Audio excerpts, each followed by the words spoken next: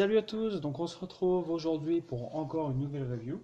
Alors comme vous le voyez, et d'après le titre et de la boîte, c'est la review du Colt N1911A1 gouvernement de modèle de chez Tokyo Marui. Alors il faut savoir que cette réplique, je la recherchais depuis, depuis très très longtemps. Elle se fait de moins en moins en stock dans les shops et je me suis dit bon je vais sauter le pas, je vais me prendre une petite réplique Marui, encore une. Vous me direz, et encore un 1911, mais bon, on verra que ça a vraiment son charme pour un 1911. De toute façon, c'est du Marui, donc forcément, c'est joli.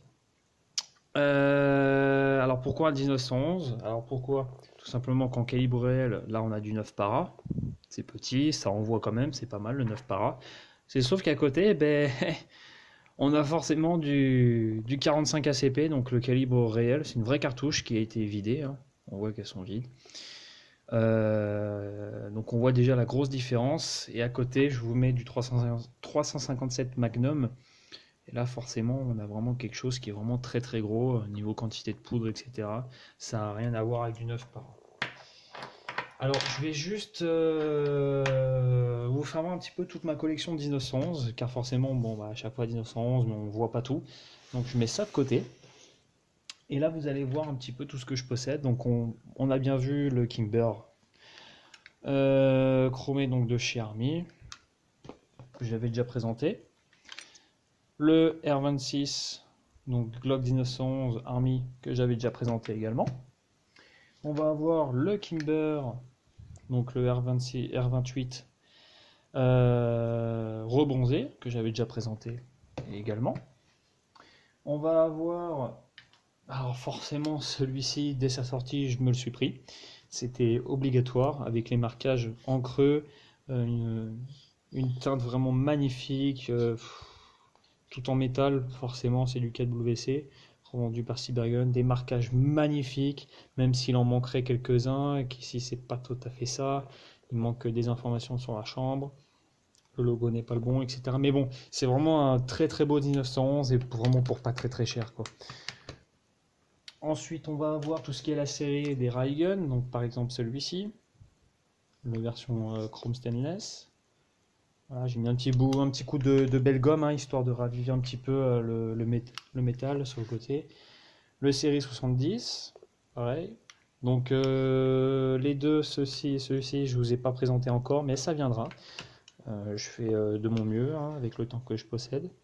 Donc on voit bien les marquages en creux, c'est vraiment du très très beau. C'est pas un Inokatsu, hein, c'est vraiment du KWC comme on peut le voir. Voilà, on voit déjà les petits marquages, hop, c'est vraiment du KWC. De toute façon au bruit, même si je vous fais ça tout de suite, vous voyez que c'est du KWC.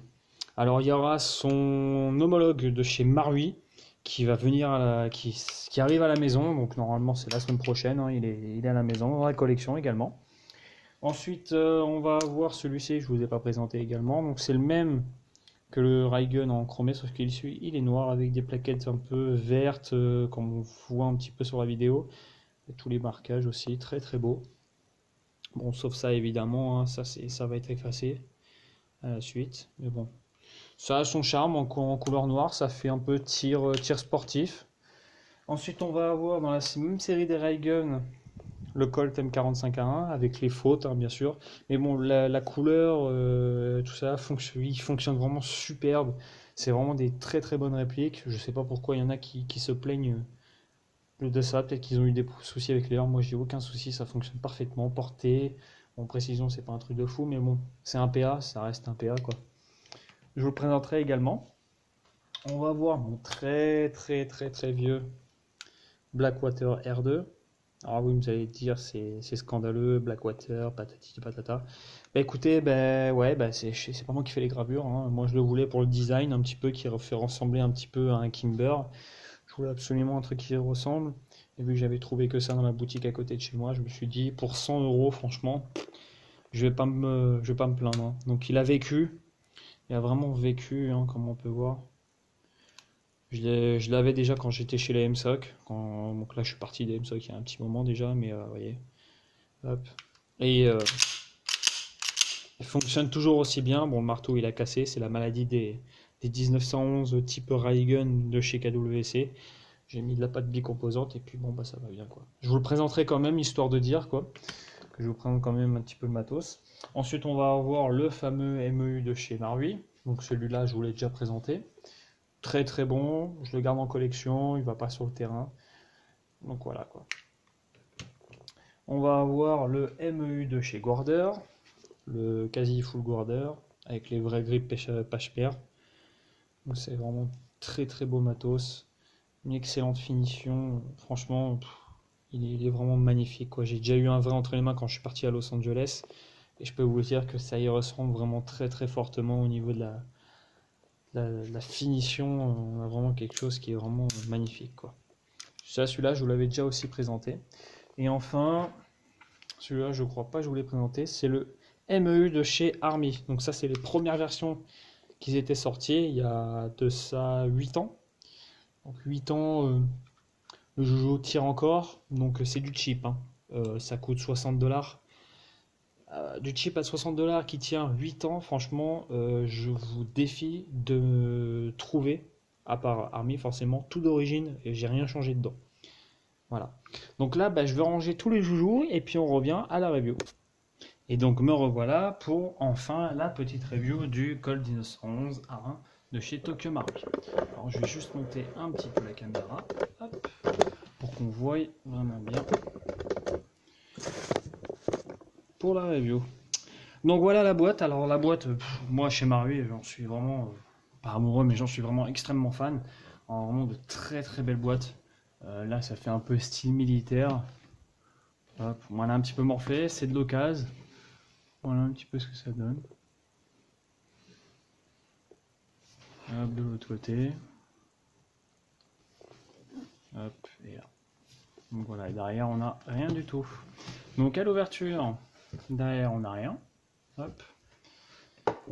On va avoir le fameux livret d'instructions. Donc là on a quelque chose vraiment de très complet. Donc on a bien le truc hop hein, de chez Marui. Alors, la personne qui me l'a vendu a vraiment tout gardé. Il manque juste la tige de débourrage, mais bon, franchement ça se rachète pour 3$. Enfin 3 livres sur Eagle 6. Donc on a le manuel qui explique malheureusement tout sur le 1911. On parle pas, bon, je parle pas japonais, mais quand on voit qu'à la fin ils nous font comprendre, bon ça a été traduit en anglais, tout ça, donc franchement c'est vraiment top quoi. Ensuite on a les dates avec le numéro de série correspondant. Par exemple si je prends le 1943, en 1943 apparemment c'est la copie que Marui a fait quoi. En 1943 de chez Colt. Donc on a tous les fabricants, Union Smith & Signal, Colt, Ithaca Gun, Remington Rand, Colt, etc. Voilà, donc c'est plutôt pas mal. Et là on va avoir l'éclaté de la réplique, hop, de l'autre côté, qui peut être pas mal si on a besoin de pièces ou quoi. On va avoir les cibles d'origine et le truc ASGK. Donc avec les répliques japonaises quoi. Hop, je rangerai tout ça après. Et voilà donc le fameux écrin que moi je trouve particulièrement magnifique. Alors, il y a du lubrifiant qui a coulé, c'est normal. Je l'ai entretenu juste avant de faire la petite review. Donc voilà, donc l'écran vraiment magnifique, ça, un vert olive vraiment super beau. Il a été fourni avec 2 chargeurs, donc c'est pour ça que j'en ai un là et un gagé dans la réplique. Dedans on retrouve la fameuse boîte qu'on retrouve à chaque fois avec les PA. Alors dedans on va avoir plusieurs choses. Nous allons avoir les petits, alors je sais pas comment ça s'appelle, je pense que c'est des followers qui permettent le tir à blanc. Notamment quand ils font les présentations au Japon sur les stands de Marui, ils mettent ça dans les chargeurs, ça évite qu'à chaque fois ils tiennent l'arrêtoir. Le bouchon de canon. On va voir normalement, si j'arrive à le choper, la petite clé de canon, donc clé de bushing. Tokyo Marui Gas Blowback GM série 70, donc je pense que la personne a dû se tromper avec l'autre qu'il avait en vente. Normalement de toute façon il arrive bientôt, donc ça, normalement ça devrait... je vais les intervertir de toute façon. Et là on aura donc le fameux sachet de billes de chez Tokyo Marui. Moi je le garde Si un jour je venais à revendre toute la collection, ça a beaucoup plus de valeur en plus que c'est d'origine. Et là on a la petite boîte, très sympa. On va avoir normalement un chargeur, moi j'en ai eu deux, un chargeur à gaz et la réplique. Hop, on met ça de côté et on met le deuxième chargeur de côté. Alors la réplique, la voici, la voilà, celle que je convoitais depuis tant de temps. Putain, le lubrifiant a bien coulé. Donc c'est du Marui, c'est relativement vieux. Donc la réplique commence à avoir un petit peu de la bouteille. Je ne saurais pas trop vous dire quel âge elle a. Bon, elle a morflé parce que la personne s'en servait en jeu. Donc on peut voir déjà ici. On va avoir quelques petits lampes ici. Après là c'est de l'usure normale, donc ça fait patiner, ça fait sympa. Et là on voit la culasse, elle a vraiment morflé. Et hop, si je fais ça, on voit toutes les traces. Donc ça va être viré. Il y a une culasse sur cet entrepôt qui traîne là depuis un petit moment. Et donc je vais la racheter pour mettre une culasse vraiment toute neuve. Alors forcément, qui dit Marui, qui dit ABS. Alors ça en rebute peut-être certains. Moi je les comprends un petit peu dans le sens où c'est pas très réaliste au bruit, au poids, etc. Mais qui dit ABS dit consommation de gaz beaucoup moins et surtout résistance à l'hiver. Résistance à l'hiver, ça c'est un point vraiment à noter très important pour un PA à gaz quoi. Bon bah de toute façon c'est de l'ABS mais c'est niveau finition on a vraiment quelque chose qui est magnifique. C'est Marui hein. Donc voilà un petit peu la gueule qu'il a. Alors au niveau des marquages, bah forcément c'est Marui. Les marquages ils en mettent un petit peu partout et le plus réaliste possible je pense. Donc on a bien tous les brevets, les patents. Hop, ici. Alors merci à Neo035. Colt veut dire poulain et pas cheval. J'ai regardé la traduction et il s'avère qu'il a raison. Donc c'est bien un poulain et c'est pas un cheval cabré. Bien un point vraiment à noter. Donc Colt, etc. Ford, Connecticut, USA. Connecticut, c'était un. Je tiens juste à le préciser. Hartford. Donc là on a alors je sais pas trop à quoi ça correspond. GHD, donc ça c'est la personne qui l'a vérifié, il me semble normalement. Là ici on a Proof, donc ça je crois que c'est la résistance, je sais plus quoi il me semble, mais je suis plus trop sûr. Je suis pas un spécialiste non plus des marquages 1911, d'ailleurs il va falloir peut-être que je m'y mette. Ensuite au-dessus, au niveau de la chambre, on va avoir Proof, pardon, et le H. Ici, pareil, je sais plus trop à quoi ça correspond. On va avoir pareil ici le P. Et ici, en fait, c'est pas le I comme j'avais dit sur la review du KWC. En fait, c'est juste pour aligner correctement le rear sight. Donc on voit ici, normalement, voilà, il y a un trait et ici c'est aligné. De l'autre côté, on va avoir, de l'autre côté, on va avoir le logo de la Springfield Armory. Ici. Ensuite, on va avoir les marquages Marui, donc AEG4, Tokyo Marui, Made in Japan, numéro. Donc le numéro de série, c'est unique à toutes les répliques de 1911 A1 de chez Tokyo Marui, mais le numéro est bien placé. Bien placé, et en plus, il n'y a pas de lettres. Normalement, si tout est bon, ça devrait correspondre. Ici, on va avoir M1911 A1 US Army. Hop. Et ici on va avoir 76 juste ici. Donc voilà pour tout ce qui est des marquages. Ensuite à l'avant on va avoir un bushing donc en métal ainsi que son verrouillage en métal également. Donc on voit la bouche de canon. Si je recule la culasse, hop, le canon apparaît. Mais ne dépasse pas. Donc canon externe en ABS. C'est dommage, j'aurais préféré avoir un petit canon externe en métal, mais bon, tant pis, hein, on va faire avec. De tout ce qui est organe de visée, on va avoir du 1911 standard super simple. Alors ça peut paraître assez fastidieux à viser avec, mais c'est faisable. J'ai déjà tiré avec un 1911 un bas de A1 et une culasse de 1911 standard, c'est horrible à viser. La fenêtre du cran de mire est vraiment super fermé. Donc c'est les améliorations qu'ils ont eu sur le A1, notamment au niveau d'ici. Le housing spring. le tomb safety, la queue de castor derrière, etc. Bon, ça, je ne vais pas trop rentrer dans les détails. Néo, je pense, est beaucoup plus calé que moi. On va avoir un arrêtoir de glissière en métal et power strokeable, comme on peut voir. Donc ça, c'est plutôt pas mal. Hop. On va avoir une détente vraiment super sensible. Je suis habitué aux détentes des Marui et un petit peu plus dures, mais là, on a vraiment quelque chose... vous voyez, il doit y avoir quoi, même pas... il doit y avoir même pas 100 grammes. 100 grammes, ouais, même pas 100 grammes de pression. Donc c'est fluide, ça accroche pas. Franchement, c'est génial. Mais le retour, trigger reset. Voilà, donc on peut enchaîner les double taps, ça c'est plutôt pas mal.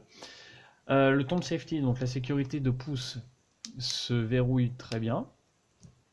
Pas de souci, donc elle tombe bien vraiment sous le pouce. Hop, et si on descend, le coup part. Donc ça c'est la première sécurité qui existe sur le 1911. La deuxième, bien sûr, c'est la safety grips, comme disent les Amerloc.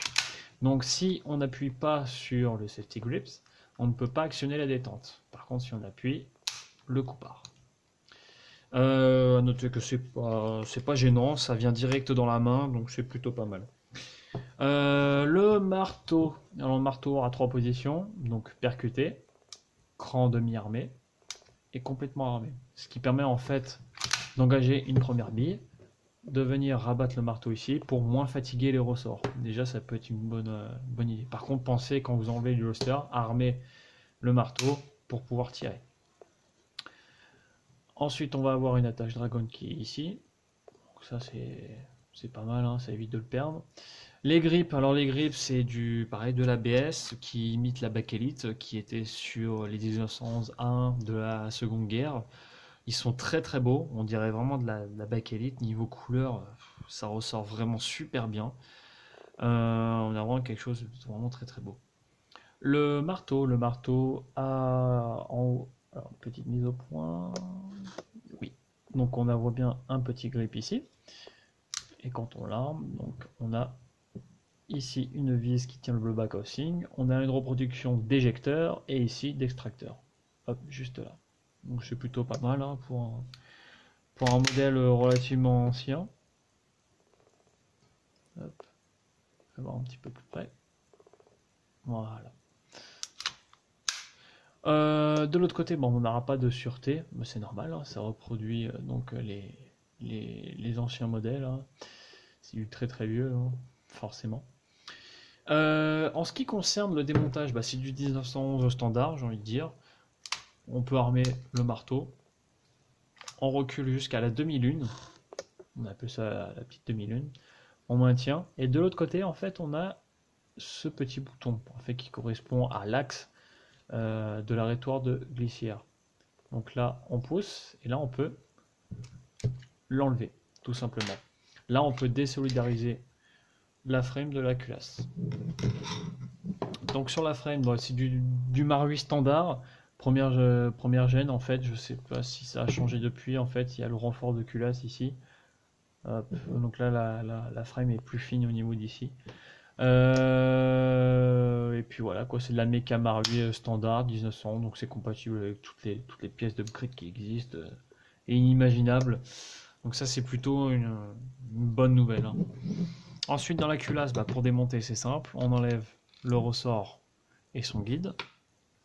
On enlève la petite pièce qui permet de guider le tout. Ensuite, on vient tourner dans le sens contraire des aiguilles d'une montre, le barrel meshing.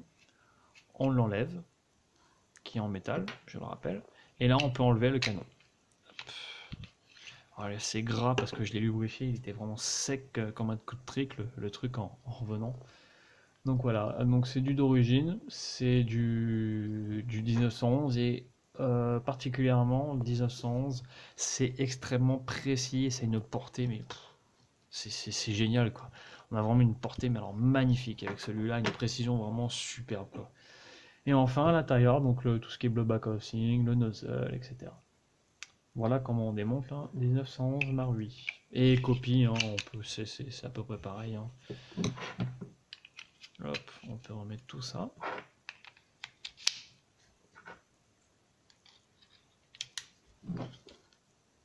Donc, ce qui est bien avec le plastique, c'est que c'est donc comme je disais, c'est pas trop sensible au froid, mais c'est surtout que ça se déforme au lieu de marquer.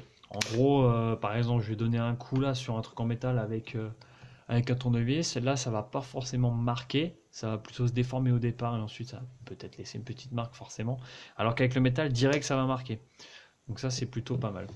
Ensuite, on en vient donc aux chargeurs. Donc les chargeurs, c'est du Marui standard, hein, pas de marquage. Donc on a bien avec les trous qui permettaient de voir en réel le nombre de munitions qui nous reste. Hein. Donc à travers, on a bien la bonne taille. En haut, c'est pareil.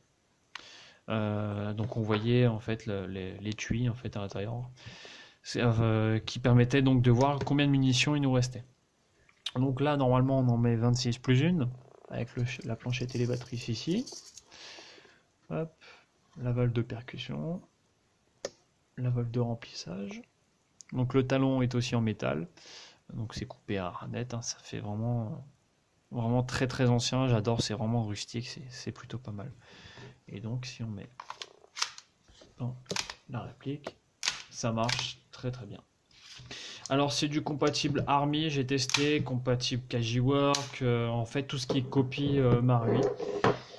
Et donc voilà, alors là, je vais faire plusieurs tests de tir avec du gaz, seulement avec du gaz, pour vous faire voir un petit peu la différence. Alors pourquoi? Parce que j'ai commandé, il s'avère, plusieurs gaz. Donc on aura le ATM PSI 110, je reviendrai dessus. On va avoir le Nuprol 1.0 qui est sorti il n'y a pas très longtemps. On va avoir l'AB Predator. On va avoir le Delta Gaz, le Delta K. Hop.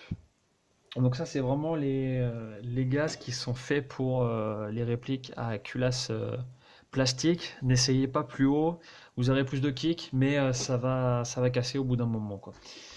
Donc celui-ci, j'en parle parce qu'en fait, pourquoi? Parce que bon, c'est une réplique Marui, je vous le rappelle encore une fois, c'est de l'ABS, donc forcément, je vous conseille uniquement ces 4 gaz ou alors l'AB en couleur verte.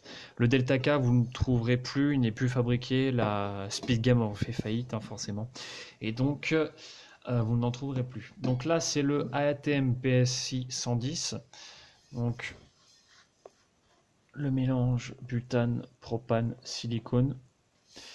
Faites très attention avec celui-ci, simplement que il pue, mais alors vraiment l'œuf pourri, mais vraiment l'œuf pourri dégueulasse, quoi.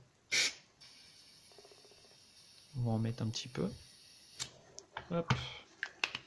Donc celui-ci, oh putain ça pue, c'est une horreur, sans déconner, c'est vraiment une horreur. Je vais reculer, enfin je vais essayer de reculer la caméra. Comme ça vous verrez ce que je fais. Ensuite on va tester le Nuprol 1.0. Alors ce gaz est vraiment très très bien, j'ai fait quelques tests avec. Hop. Donc voilà. Alors secouer la bouteille avant, parce que tout simplement parce qu'il y a du lubrifiant aussi également. Et j'arrive pas à choper la composition chimique, donc C3, H8, j'y comprends vraiment rien. Donc voilà. Il y a beaucoup d'informations sur ce gaz, donc, qui est fabriqué en Chine. Mais bon, voilà ce que ça donne. La bouteille est plutôt sympa, en blanc comme ça, je trouve ça fait classe. À noter également, alors ça c'est plutôt pas con du tout, l'embout est en métal. Et ici c'est fileté. Alors que sur les ATM, l'embout est en plastique et très cassant. J'ai eu beaucoup de retours de personnes qui cassaient leur embout. Et donc voilà. Alors on va déjà tester le gaz ATM sur le 1911 Marui. Donc on a un kick qui est vraiment pas mal, mais on sent que ça va pas casser la mécanique, quoi.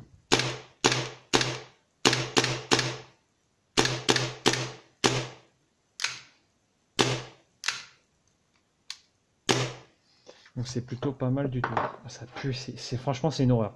C'est horrible. Cette odeur, on dirait vraiment de l'œuf pourri quoi.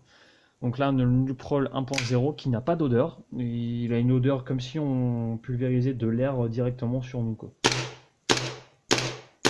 Donc lui il claque un petit peu plus fort.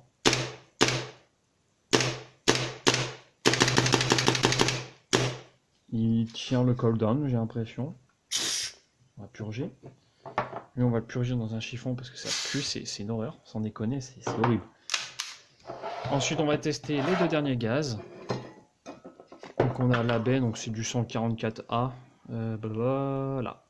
Hop. Donc, celui-ci a un embout plastique.